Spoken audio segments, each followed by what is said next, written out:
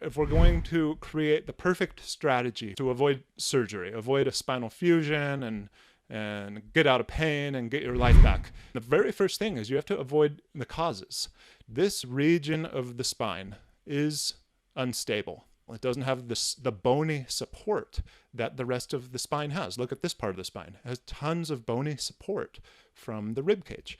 And the sacrum is inherently an incredibly stable part of the spine. And the same thing for the hips. Our hips tend to get tight, but here you have this open region where we're reliant on our core muscles to provide the stability, and the predictable pattern is that our core muscles tend to shut down. We're not using them as much as we need to. And so if we're going about our day and we're going through life and we need to reach over and bend back and drink out of a cup and look up at a bird or do whatever, even just walking, and all the movements going into this region, it's not going to allow this instability to stabilize. This movement that happens here, it's just going to continue getting that movement.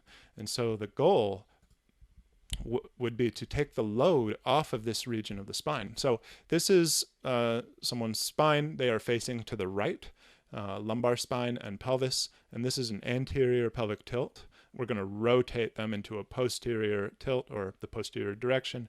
It opens up the spine, and it is very beneficial for lots of back pain conditions: bulging disc, herniated disc, stenosis, degenerative disc disease, spondylolisthesis. When someone is living in an anterior pelvic tilt, the pubic bone is sitting back. You can see it's tucked back. And when you can connect your pubic bone, which is the abdominal connection, to the rib cage, the pubic bone comes forward. And so we need to increase the tone in the abdominal muscles by opening up the spine. You can see they're more compressed when they are backward bent like that. And when you can decrease the amount of backward bending in the spine, there's more space between the vertebrae. It's in more alignment. Everything is just a little bit happier and less painful. Now, you might wonder, well, can't I just use my glutes? Can't I just squeeze my glutes and that will tilt my pelvis posteriorly and do the same thing and it's a lot easier?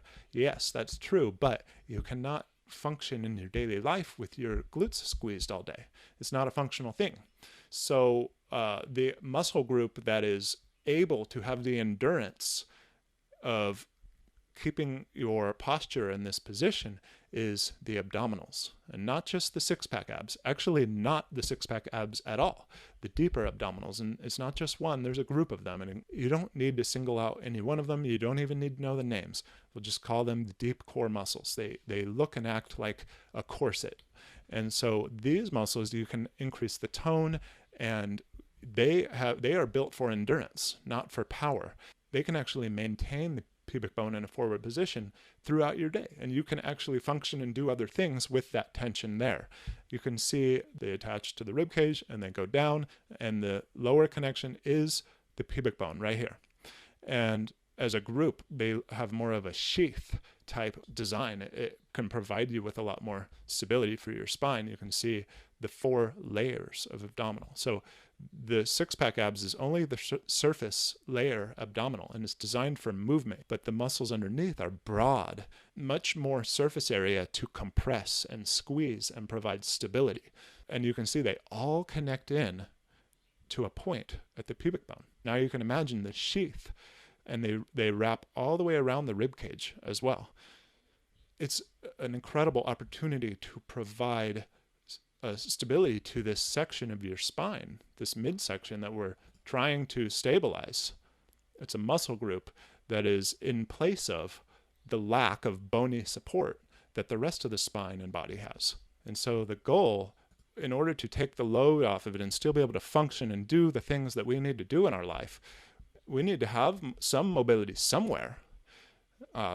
If you think about it, if you were to take a brace, the most effective brace in the world, and strap it around your lumbar spine so it could not move at all, then and you needed to still move through life and do things in your life, other parts of your body would need to take that movement.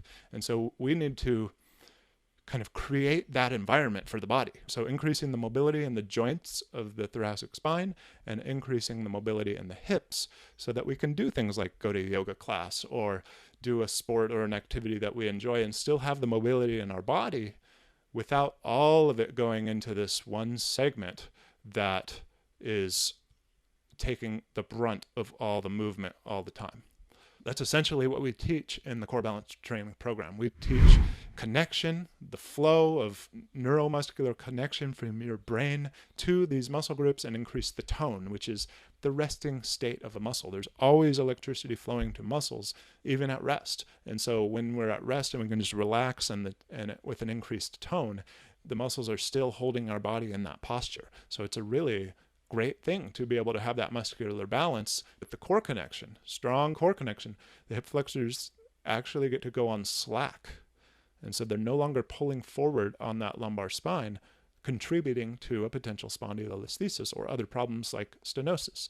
Then you can start doing incredibly effective exercises like the bridge without hurting your body, because the bridge is an exercise that many people have tried for lower back pain, etc., and it often can actually cause more pain, and they're doing it without that pubic bone connection. They're increasing the arch in their lower back by doing the bridge. But if you can learn how to do the perfect bridge, as I call it, with a strong pubic bone connection, you can apply this to an exercise that can have a magnificent effect on your body to help you achieve muscular balance. And it's one of the most powerful tools that I know of to help restore muscular balance in the body. And so that's just the first week of the core balance training program. It's a 7-day, the 7-day free trial is we spend the entire week teaching students how to do the perfect bridge. And oftentimes people get a lot of relief just from that. And it's not just the bridge that you can apply this connection to. It's everything. It's everything from exercises to something as simple as walking. And it can completely change the effect that walking has on your body if you can learn to walk with that pubic bone connection engaged, not just for a moment, but for a span of the entire walk. And your body can feel really good after doing something like that because you're getting that healthy movement without causing the damage. If you found anything helpful and you're still here, send a link of this stream to anyone that you feel might benefit from this, anyone you care about, anyone you love that has spondy or just chronic lower back problems. And I'll see you next week. We do this every week. So until next time, get down on the floor and connect to your core. Take care, everyone.